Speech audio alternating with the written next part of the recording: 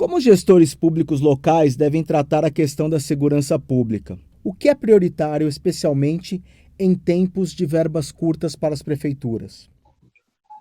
O papel da segurança é do governo estadual, é o que cuida das polícias, militar civil, dos presídios, e com essa parte de segurança pública em especial, acaba ficando a cargo dos governos.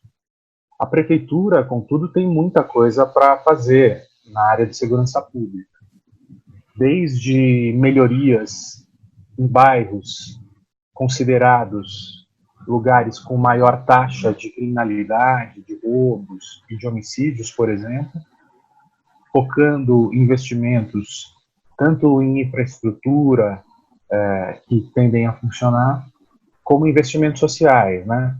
Então, há muitas experiências bem-sucedidas de bairros, por exemplo, com alta taxa de homicídios, em que os prefeitos organizaram que as polícias passassem a estabelecer um horário de funcionamento de bares para mostrar presença de lei no local e para criar uma certa ordem no ambiente, muitas vezes em ambientes residenciais, que acabava criando uma sensação de Estado de Direito nesses lugares. Da mesma forma, um problema que é muito recorrente hoje nas cidades são os pancadões, e que o Estado e a polícia têm muita dificuldade de lidar com isso, porque acaba lançando mão da violência, causando ocorrências traumáticas e que acabam piorando a situação. O prefeito tem condição de negociar, criar espaços para discutir formas de levar lazer para esses locais em ambientes mais controlados, que não atrapalhem tanto a vizinhança, que estabeleçam certas regras, como aconteceu no Carnaval em São Paulo e como tem acontecido nos carnavais das cidades, né? Aliás, o Carnaval é um bom exemplo de como a cidade pode lidar com essas questões que potencialmente geram conflitos a partir da negociação e de levar as partes para encontrar soluções. Outra forma que os municípios podem trabalhar, e isso foi feito aqui em São Paulo e deu bastante resultado, é que quando a gente discute segurança pública, muitas vezes o que está sendo discutido é a sensação de segurança, porque São Paulo, por exemplo, nos últimos 18 anos, reduziu muito as taxas de homicídios, mas a população às vezes se sentia insegura, né? É como se nada tivesse mudado. Em termos práticos, que tipo de medidas podem impactar positivamente a percepção sobre segurança e bem-estar da população? Então, você criar espaços públicos com maior presença de público e fazer com que as pessoas passem a conviver nesses espaços públicos é uma medida importante que a prefeitura pode fazer. Tanto porque isso leva as pessoas diferentes a conviverem, isso faz com que a cidade seja mais democrática, que as pessoas percam o medo uma das outras, né? E que deixam de viver em bolhas, como acontecem muitas vezes em cidades que ficam restritas a shopping centers, em casas, em condomínios, tudo mais. A sensação de medo é muito maior. Então, você criar festas públicas, locais públicos, incentivar parques e viradas culturais, viradas esportivas, transporte público, ciclovias, tudo isso acaba causando uma maior sensação de segurança, porque as pessoas passam a interagir com a cidade e viver longe das suas bolhas e dos seus redutos fechados, né? Além disso, tem a questão da guarda municipal, né, que muitas vezes é usada pelos prefeitos de forma equivocada. Houve cidades que armaram essas guardas, inclusive com armamentos pesados, que acabam, muitas vezes, tendo um efeito colateral muito ruim, que é o aumento da violência por parte desses guardas, né? Então, a guarda também tem que pensar uma forma de trabalhar para auxiliar a polícia militar e se aproximar da população de uma forma mais interativa para que fortaleça a confiança da população nessas autoridades, e isso não é feito a partir da violência, é feito mais a partir de um convívio cotidiano com as pessoas, ajudando a garantir direitos em vez de tratar o cidadão como um inimigo que está sendo caçado e tudo mais, né?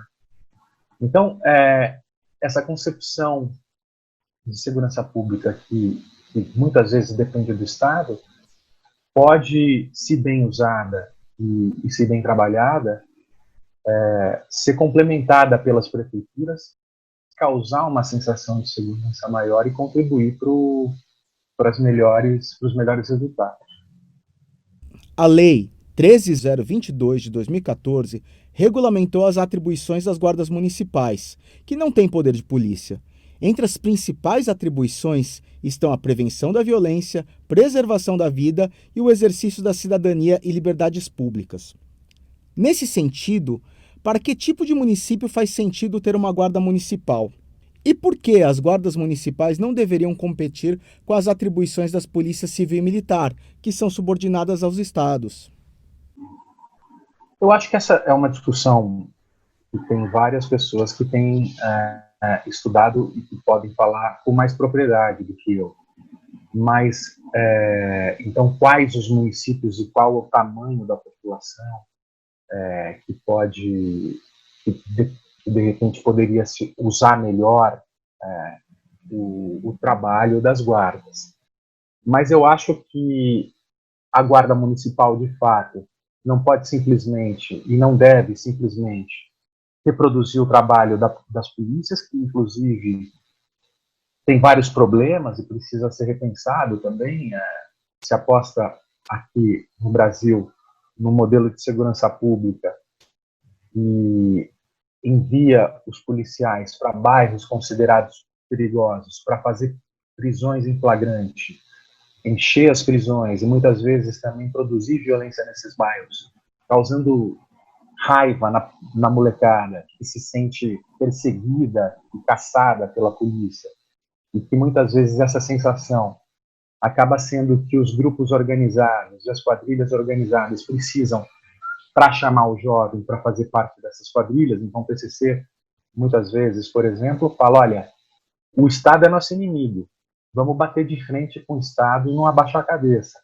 Então esse trabalho das polícias acaba muitas vezes produzindo essa sensação de mal-estar e essa revolta. Cabe à Guarda Municipal fazer um policiamento que a gente chama de policiamento mais comunitário, que é mais próximo dos habitantes dos bairros, que promove uma sensação de confiança e uma relação com aquela população que permite que o policial possa ajudar a mediar certos conflitos, a resolver certos problemas, ajudando a construir direitos, mais do que sendo um soldado inimigo ocupando um território, que é muitas vezes a sensação que a polícia militar causa, né?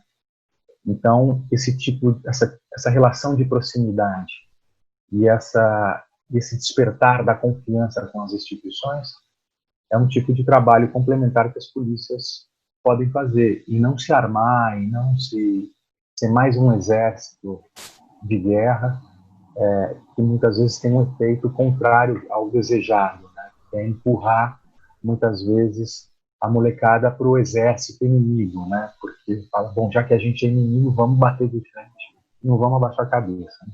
Então a desconstrução dessa visão de guerra ao crime e essa aproximação com a população dos bairros e das cidades, que pode ser uma tarefa complementar das guardas municipais. O Atlas da Violência, uma pesquisa do IPEA e do Fórum Brasileiro de Segurança Pública, tem mostrado a tendência preocupante do aumento da criminalidade e assassinatos no interior do país. O que as cidades mais violentas do país têm em comum? E como a questão da violência se relaciona a outros setores de políticas públicas? Essas cidades mais violentas do Brasil são cidades grandes e médias, geralmente. Elas têm grupos armados, que podem ser mais ou menos articulados e organizados, que disputam mercados e territórios. nas cidades, né? Então, normalmente, o que existe é uma concorrência muito acirrada nessas disputas territoriais, que promovem conflitos, que geram vinganças e ciclos viciosos de mata-mata, que acaba promovendo uma série de assassinatos, né? Então,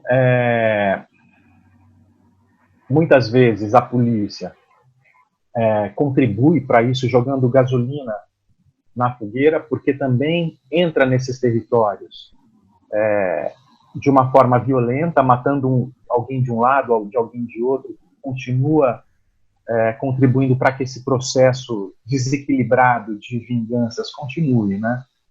Então, eu acho que, nesse sentido, né, o mais importante hoje é ter a ciência e a percepção de que o homicídio é o principal crime a ser combatido, né, a ser controlado.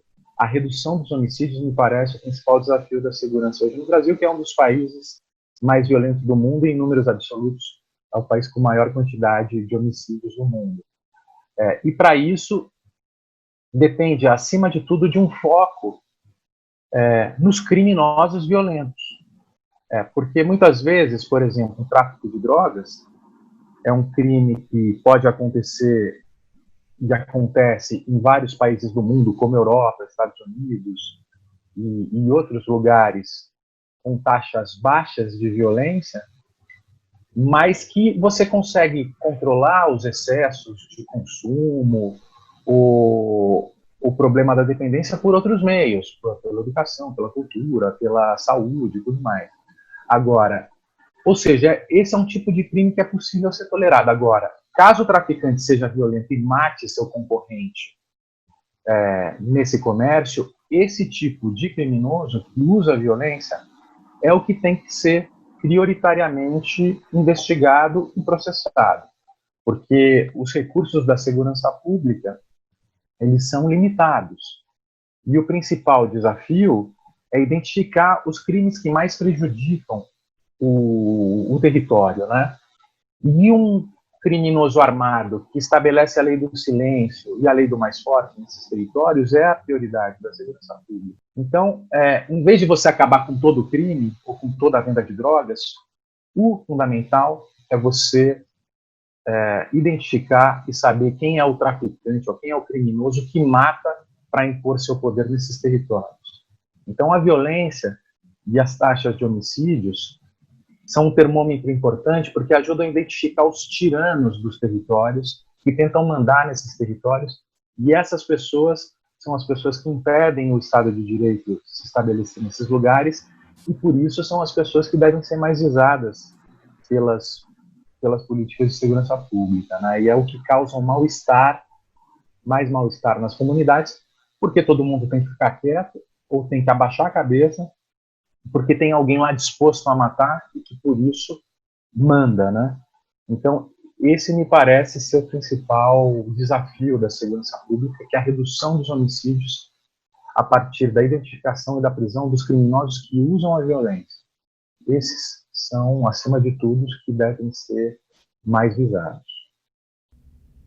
Em 2002, o município de Diadema, em São Paulo, aprovou uma lei limitando o horário de funcionamento dos bares, revelando-se um fator importante para a redução de homicídios.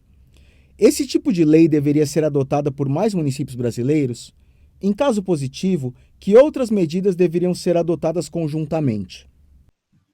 Sim, eu acho que é uma experiência válida que deu certo em Diadema e que pode ser pensada de acordo com as realidades de cada cidade, né? De cada bairro, inclusive. Talvez um bairro comercial, um bairro de bares, que concentra bares e não tem residências próximas, poderia ter um horário mais flexível, enquanto alguns outros lugares com residência deveriam trabalhar com um limite de horário, porque atrapalha a vizinhança e tudo mais. Agora, ter regras claras, e sendo que essas regras mais do que atrapalhar o empreendimento, pode fortalecer o empreendimento, porque de repente as pessoas chegam mais cedo nesses lugares, ou sabendo que vão ter que consumir até determinado horário, marcam compromissos que respeitem esses limites também. E vai se criando uma ideia de que existe regra e que existe um respeito a ser preservado que beneficia a todos, né? Então, são mais do que a proibição de bares, o que isso mostra, o que aconteceu em Diadema, é um pacto social entre os donos de bares, entre os fiscais, entre a polícia, entre a população, que percebe os benefícios de uma medida como essa e passam a respeitar, porque é uma medida que acaba funcionando e beneficiando a todo mundo, né? A partir do momento que é acordada e pactuada, né? Então, não adianta simplesmente alguém vir e estabelecer, olha, vai ter que fechar tal horário e assim, porque eu acho que é assim e deu certo em tal lugar. Não, essas medidas são bem feitas e são bem-vindas e funcionam quando conseguem, a partir de um diálogo entre as diversas partes, estabelecer critérios e regras e protocolos que passam a funcionar para todos, e aí funciona muito bem.